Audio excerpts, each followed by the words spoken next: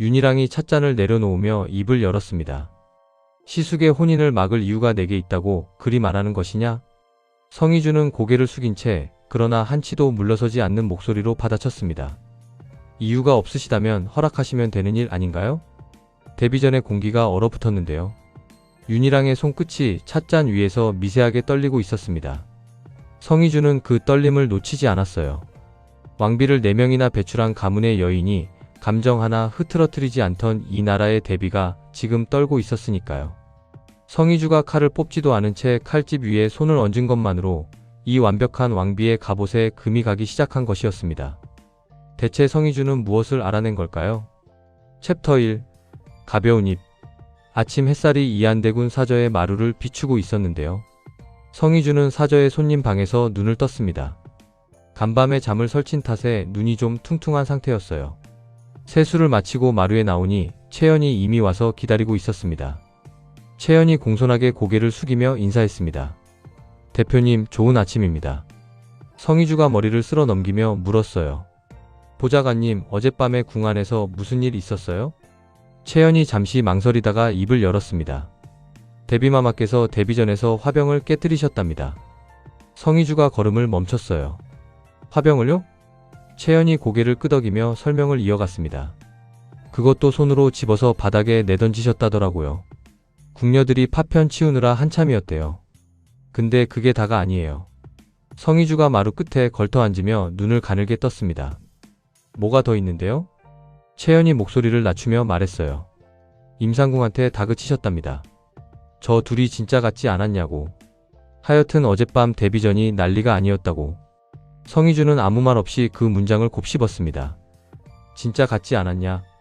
그 질문이 머릿속에서 빙글빙글 돌았어요. 채연이 자기 나름의 해석을 덧붙였습니다. 왕실 체면에 흠집이 났으니 화가 나신 거겠죠. 원래 데뷔마마께서 왕실 위엄에 대해서는 한치도 양보가 없으시니까. 성희주가 고개를 천천히 저었습니다. 아니, 그게 아닌 것 같은데. 채연이 고개를 갸웃거렸어요. 네? 성희주가 채연을 똑바로 바라보며 물었습니다. 보좌관님, 데뷔마마께서 평소에 자가를 뭐라고 부르세요? 채연이 잠시 생각하더니 대답했어요. 공적인 자리에서는 그대라고 하시고 사적으로는 이름을 부르시죠. 이안이라고. 성희주의 입꼬리가 아주 미세하게 올라갔습니다. 시숙을 이름으로 부르는 형수. 왕실의 질서를 바로잡겠다고 화병을 깨뜨리는 사람이 진짜 같았냐고 묻는 장면. 성희주의 머릿속에서 퍼즐 조각들이 맞춰지기 시작했어요. 채연이 성희주의 표정 변화를 눈치채고 조심스럽게 물었습니다. 대표님, 혹시 뭐 떠오르신 거예요? 성희주가 자리에서 일어나며 가볍게 웃었습니다. 보좌관님, 체면 때문에 화내는 사람은 화병을 안 깨요. 그건 분한 거지 화난 게 아니거든요. 채연이 그 말의 의미를 미처 따라잡기도 전에 성희주는 이미 방 안으로 들어가 휴대폰을 집어들고 있었습니다. 챕터 2. 불꽃의 방향. 성희주가 도혜정을 부른 건 그로부터 1시간 뒤였는데요. 사저 안 손님 방 문을 닫고 성희주는 평소와 다르게 목소리를 낮췄습니다. 성희주가 도혜정의 눈을 보며 말했어요. 지금부터 하는 말, 이 방 밖으로 나가면 너랑 나랑 죽어. 도혜정이 긴장한 표정으로 고개를 끄덕였습니다. 뭔데요, 갑자기? 성희주가 팔짱을 낀 채 단호하게 말했습니다. 데뷔마마가 자가를 좋아해. 도혜정의 입이 딱 벌어졌어요. 네? 뭐라고요? 형수가 시숙을? 성희주가 손가락을 펴가며 근거를 하나씩 꺼냈습니다. 첫째, 데뷔마마가 혼인을 반대하면서도 직접 고른 여인을 드리겠다고 했어. 막으려면 그냥 막으면 되지 왜 직접 골라? 자기 눈에 차는 여자를 옆에 두려는 거야, 그게. 도혜정이 팔짱을 풀며 반문했어요. 그건 왕실 관례 아니에요? 원래 윗사람이 배필을 고르잖아요. 성희주가 두 번째 손가락을 폈습니다. 둘째, 호텔에서 데뷔마마가 돌아가시려다 핸드백 하나 보고 다시 들어왔어.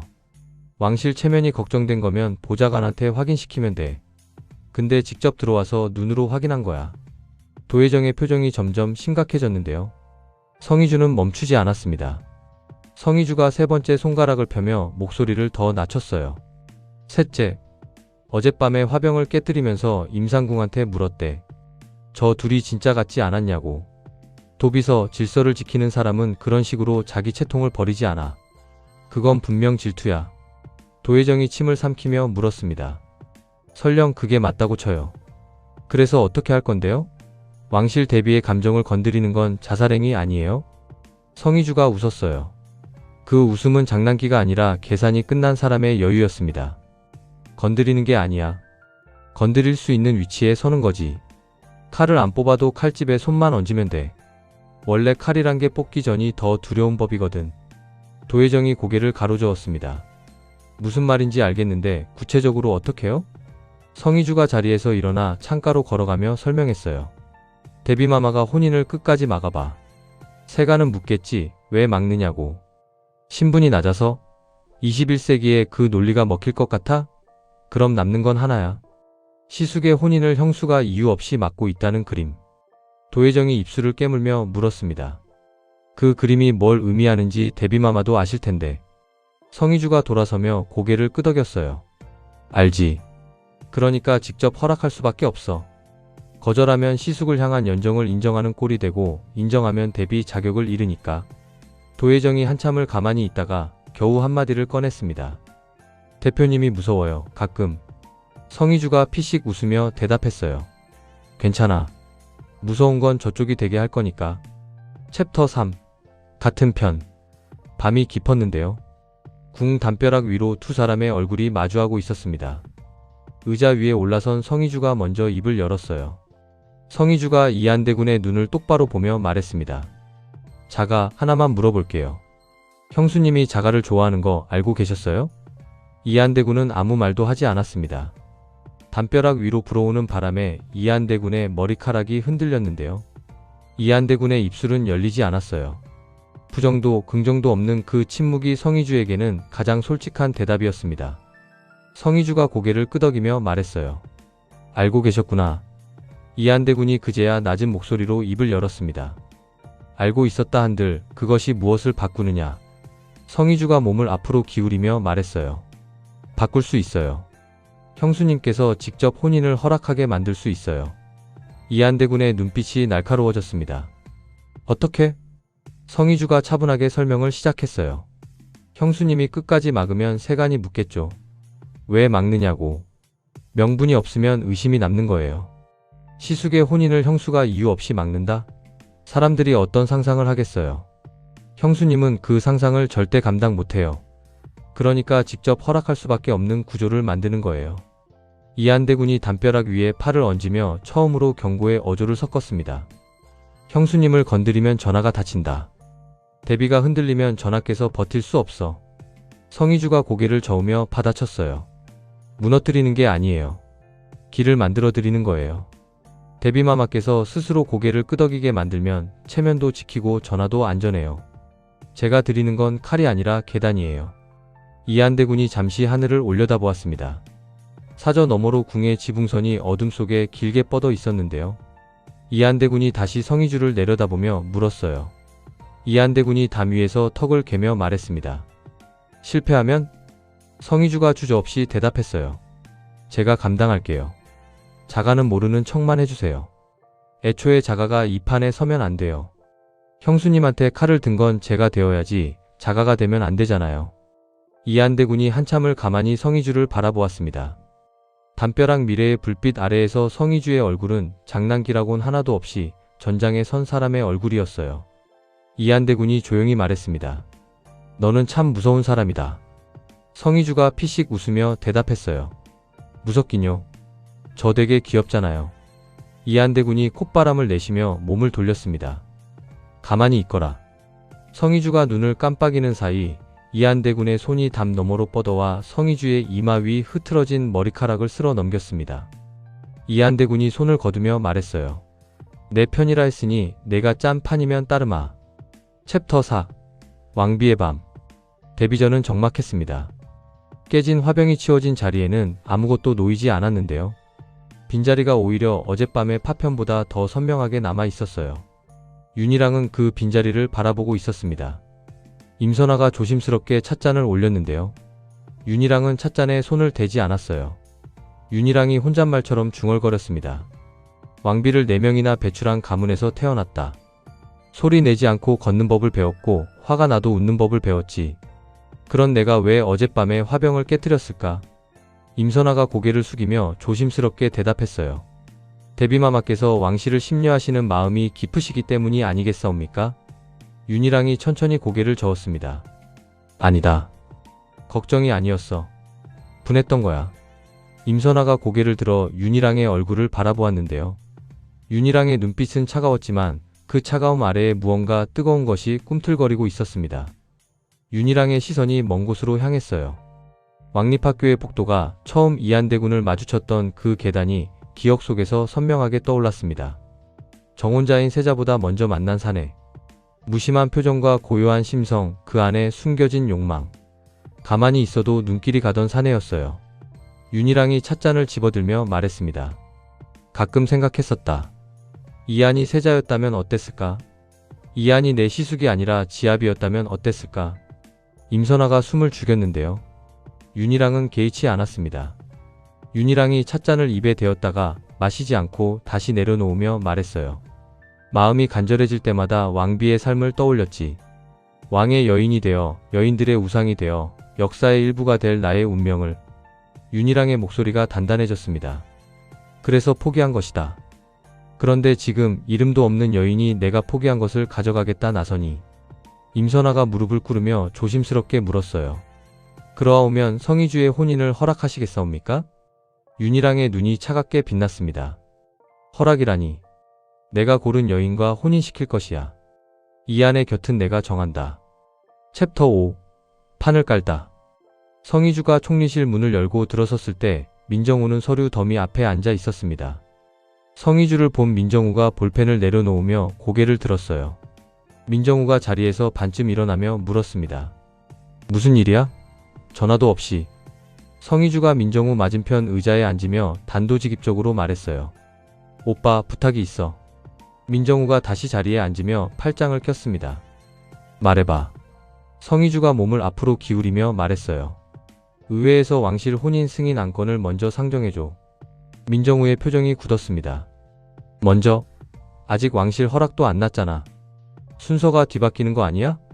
성희주가 고개를 끄덕이며 대답했어요. 맞아. 순서를 뒤바꾸는 게 핵심이야. 민정우가 의자 등받이에 기대며 눈을 가늘게 떴는데요. 정치인의 눈으로 구조를 읽기 시작한 것이었습니다. 성희주가 설명을 이었어요. 의회가 먼저 승인 절차에 들어가면 대비마마가 반대하는 게 왕실의 뜻이 아니라 대비 개인의 뜻이 돼. 왕실 전체가 막는 거랑 대비 혼자 막는 거랑 무게가 다르잖아. 민정우가 손가락으로 책상을 톡톡 두드리며 물었습니다. 의회 승인이 먼저 나오면 대비마마가 반대하기 어려워지는 건 맞아. 국민 여론이랑 의회를 동시에 적으로 돌리는 셈이니까. 근데 대비가 끝까지 버티면? 성희주의 눈빛이 한 톤 더 진해졌어요. 버틸수록 좋아. 버티면 버틸수록 사람들이 궁금해하거든.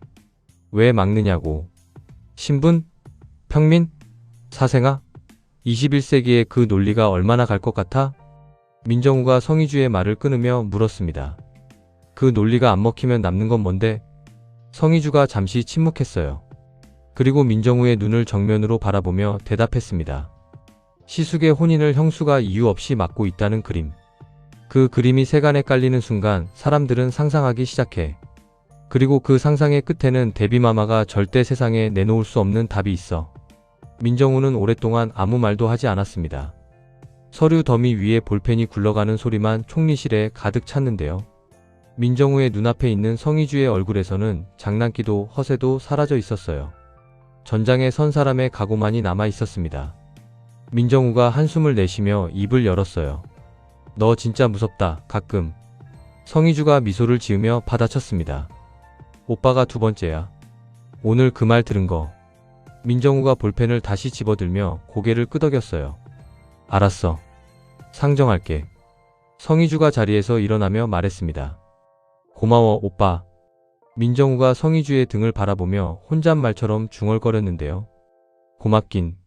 맨날 위험한 부탁만 하면서. 성희주는 이미 총리실 문을 열고 나가고 있었습니다. 챕터 6. 궁지. 데뷔 전에 소식이 도착한 것은 그로부터 이틀 뒤였습니다. 의회에서 이안대군과 성희주의 혼인 승인 안건이 공식 상정되었다는 보고가 올라왔는데요. 윤희랑의 얼굴이 돌처럼 굳었어요. 임선아가 서둘러 보고를 마치자 윤희랑이 입을 열었습니다. 왕실의 허락보다 의회가 먼저 움직였다? 임선아가 고개를 숙이며 대답했어요. 그러하옵니다. 민 총리 쪽에서 상정했다 하옵니다. 윤희랑이 자리에서 일어나 방 안을 서성이기 시작했는데요. 그때 밖에서 부원군의 입궐 소식이 전해졌습니다. 부원군이 급히 대비전으로 들어왔어요. 부원군이 상기된 표정으로 말했습니다. 마마, 들으셨습니까? 의회가 왕실의 허락도 없이 혼인 안건을 상정했습니다. 이것은 의회가 왕실을 무시한 것이니 강력히 항의해야 합니다. 윤희랑이 걸음을 멈추며 차갑게 말했어요. 의회가 제 스스로 움직였겠습니까? 부원군이 미간을 찌푸렸습니다. 설마 그 여인이? 윤희랑은 대답하지 않았지만 눈빛이 이미 답을 하고 있었어요. 성희주가 이 판을 짰다는 것을 윤희랑은 직감하고 있었습니다. 부원군이 다급하게 물었어요. 끝까지 반대하시겠습니까? 반대하시면 의회와 정면 충돌이 옵니다. 국민 여론도 이한대군 편이니 쉽지 않을 것이옵니다. 윤희랑이 반대의 명분을 찾으려 했습니다. 신분이 낮다. 평민이다. 사생하다. 하지만 윤희랑이 그 말을 꺼내기도 전에 부원군이 먼저 쓴소리를 했어요. 부원군이 고개를 숙이며 말했습니다. 마마, 송구하오나 21세기에 신분으로 혼인을 막으면 오히려 왕실이 욕을 먹습니다. 세상이 달라진 것을 모르지 않사옵니다. 윤희랑의 이가 맞물렸어요. 반대할수록 세간은 왜 대비가 이토록 막느냐고 물을 것이었습니다. 시숙의 혼인을 이유 없이 막는 형수의 모습이 어떤 상상을 불러일으킬지 윤희랑은 너무도 잘 알고 있었어요. 그 상상이 세상에 퍼지는 순간 윤희랑이 쌓아 올린 모든 것이 무너지는 것이었습니다. 부원군이 자리에서 일어나 인사를 하고 나간 뒤 데뷔전에는 윤희랑만 남았는데요. 윤희랑은 창가에 서서 궁의 지붕을 내려다보며 혼잣말처럼 중얼거렸습니다. 내가 왕이 될 줄 알았으면 포기하지 않았을 거야. 그 말이 입 밖으로 나오는 순간 윤희랑은 자신이 무엇과 싸우고 있는지 비로소 선명하게 깨달았어요. 왕실의 질서가 아니었습니다. 자신이 포기한 감정, 그 감정을 다른 여인이 가져가는 것을 견딜 수 없었던 것이었어요. 하지만 그것을 인정하는 순간 왕비로서의 윤희랑은 끝나는 것이었습니다. 윤희랑의 손이 창틀 위에서 하얗게 질렸는데요. 손에 힘을 주면 줄수록 빠져나가는 것은 힘이 아니라 선택지였습니다. 챕터 7. 칼집 위의 손. 데뷔 전에 성희주가 아련한 것은 그 다음 날이었습니다. 성희주는 궁인의 안내를 받아 데뷔전 안으로 들어갔는데요. 윤희랑은 이미 자리에 앉아 기다리고 있었어요. 윤희랑이 먼저 입을 열었습니다. 대담하구나. 이 자리에 올 배짱은 인정하마. 성희주가 공손하게 고개를 숙이며 대답했어요. 과분한 말씀이십니다, 마마. 윤희랑이 찻잔을 들어 한 모금 마신 뒤 내려놓으며 말했습니다. 의회를 움직인 것이 내 짓인 건 묻지 않겠다. 해서 무엇이 목적이냐? 성희주가 고개를 든 채 조용히 대답했어요. 데뷔마마께서 직접 혼인을 허락해 주시면 왕실의 위엄도 세우시고 데뷔마마의 체면도 지키실 수 있습니다. 윤희랑의 눈빛이 날카로워졌습니다. 체면이라니. 내 체면이 무엇 때문에 상한다는 것이냐? 성희주는 잠시 침묵했어요. 데뷔전 안의 공기가 무거워졌는데요. 성희주가 입을 열었을 때 목소리는 조용했지만 한 글자도 흔들리지 않았습니다. 성희주가 시선을 내리깔며 말했어요. 세간은 이미 궁금해하고 있습니다. 왜 데뷔마마께서 시숙의 혼인을 이토록 막으시는지. 공기가 얼어붙었어요. 윤희랑의 숨결이 한 박자 멈추는 것이 느껴졌습니다. 윤희랑은 성희주가 무엇을 알고 있는지 혹은 무엇을 짐작하고 있는지 가늠하려 했는데요. 성희주는 그 이상 말하지 않았어요. 칼을 뽑지 않고 칼집 위에 손을 얹은 채 더 이상의 말은 필요 없다는 듯이 윤희랑이 찻잔 위에 손을 올리며 물었습니다. 허락하지 않으면 어쩔 셈이냐? 성희주가 다시 고개를 숙이며 대답했어요. 어쩌지 않겠습니다. 다만 세간의 입이 데뷔마마를 어쩌게 될까 저어댑니다. 긴 침묵이 데뷔전을 채웠습니다. 윤희랑의 손이 찻잔 위에서 미세하게 떨리고 있었는데요. 성희주는 그 떨림을 보고도 모른 척했어요. 보았다는 것 자체가 윤희랑에게는 치욕이 될 테니까요. 윤희랑은 성희주를 바라보았습니다. 평민이자 사생아인 이 여인이 왕비를 4명이나 배출한 가문의 여인을 궁지에 몰았어요. 왕비의 체면과 여인의 감정 사이에서 감정을 인정할 수 없는 쪽이 패배하는 구조. 성희주가 정확히 그 급소를 찔렀다는 것을 윤희랑은 알고 있었습니다. 윤희랑이 찻잔에서 손을 떼며 말했어요. 물러가거라. 성희주가 일어나 인사를 하고 데뷔전을 나서는 동안 윤희랑은 성희주의 등을 바라보며 입술을 꽉 다물고 있었습니다. 성희주의 발소리가 완전히 사라진 뒤에야 윤희랑은 찻잔을 집어들었는데요. 이번에는 깨뜨리지 않았어요. 깨뜨릴 수 없었습니다. 깨뜨리는 순간 성희주의 말이 맞다는 것을 스스로 증명하는 것이 되니까요. 챕터 8. 승낙. 윤희랑이 이한대군을 데뷔전으로 부른 것은 그날 저녁이었습니다. 성희주도 함께 오라는 정갈이 더해졌는데요. 그 한 줄의 정갈을 받아든 채연이 성희주에게 소식을 전했을 때 성희주는 아무 말 없이 고개만 끄덕였어요. 데뷔전에 세 사람이 마주 앉았습니다. 윤희랑은 감정을 완벽하게 지운 얼굴이었는데요. 왕비를 4명이나 배출한 가문의 여인답게 한 올의 흐트러짐도 없었어요. 윤희랑이 차갑게 가라앉은 눈으로 이하대군을 바라보며 입을 열었습니다. 혼인을 허락하겠습니다. 데뷔전 안의 공기가 한 박자 멈춘 것 같았는데요. 성희주는 숨을 삼키며 무릎 위에 손에 힘을 주었습니다. 이한대군은 미동도 하지 않았어요. 윤희랑이 이어서 말했습니다. 단 조건이 있다. 첫째, 왕실의 법도를 지킬 것. 둘째, 대군 부인으로서 왕실의 위엄을 훼손하지 않을 것. 윤희랑의 시선이 성희주를 관통했어요. 셋째, 금상의 앞길을 가리지 않을 것. 이 세 가지를 지키겠느냐? 성희주가 깊이 고개를 숙이며 대답했습니다. 감사합니다, 마마. 마마의 뜻을 따르겠습니다. 이한대군은 말없이 윤희랑을 바라보았어요. 윤희랑도 이한대군의 시선을 피하지 않았습니다.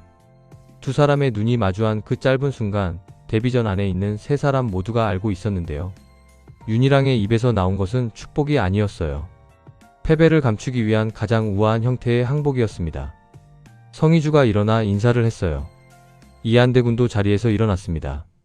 데뷔전을 나서기 직전 성희주가 돌아보며 한 번 더 고개를 숙였는데요. 윤희랑은 고개만 끄덕였어요. 그 끄덕임에는 아무런 감정도 실리지 않았습니다. 두 사람이 데뷔전을 나서고 문이 닫혔어요. 성희주와 이한대군의 발소리가 멀어지는 동안 윤희랑은 자리에서 움직이지 않았습니다. 윤희랑이 찻잔을 집어들었어요. 한 모금 마시고 조용히 내려놓았습니다. 손끝이 떨리지 않았는데요. 이미 떨림마저 삼켜버린 것이었어요. 깨뜨릴 수도 없고 떨 수도 없고 울 수도 없는 자리. 그것이 데뷔의 자리였습니다. 임선아가 조심스럽게 들어왔어요. 임선아가 무릎을 꿇으며 물었습니다. 괜찮으시옵니까? 윤희랑이 창밖을 바라보며 대답했어요. 꽃처럼 사는 법을 배웠으니 꽃처럼 지는 법도 알겠지. 임선아가 고개를 숙였는데요. 윤희랑의 목소리는 지는 쪽의 것이 아니었습니다. 오히려 더 차갑고 더 단단하고 더 깊은 곳에서 올라오는 목소리였어요. 윤희랑이 창틀에 손을 얹으며 말했습니다. 이 판은 졌다. 하지만 끝난 것은 아무것도 없어. 데뷔전 바깥으로 성희주와 이한대군이 나란히 걸어가는 모습이 보였는데요. 윤희랑은 두 사람의 뒷모습을 끝까지 바라보았습니다. 꽃처럼 지겠다던 윤희랑의 눈 속에는 지는 꽃이 아니라 다음 봄을 준비하는 치열함이 서려 있었습니다.